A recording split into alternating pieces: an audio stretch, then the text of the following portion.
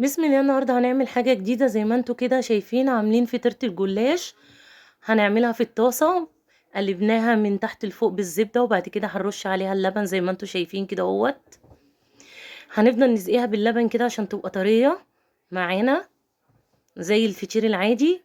هي مش هتاخد معانا وقت خالص اصلا. هي يا دوبك 10 دقايق ولا 5 دقايق على النار هتلاقيها استوت معانا.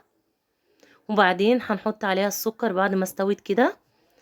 انا حاطه من تحت ورق ألمونيا وورق زبدة علشان بعد ما احط عليها السكر، وهحط عليها مكسرات زي ما انتوا شايفين كده. عين جمل وزبيب وجوز هند ورشة قرفة خفيفة كده اهوت. واللي مش حابب القرفة ما يحطش.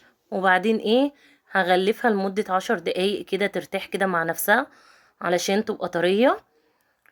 وبعد ما نسيبها كده 10 دقايق كده اهوت هتبتدي نجهزها في طبق.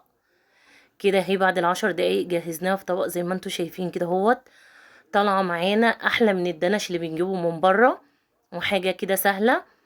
وربع لفه جلاش عملت معانا كده، يعني لفه الجلاش ممكن تعمل معانا 4 فطاير او ممكن تعمل 5 بحجمهم حلو كده وكبير زي ما انتوا شايفين كده اهوت. تحليه سريعه وسهله وخفيفه، ومش هتاخد معانا وقت، وبألف هنا.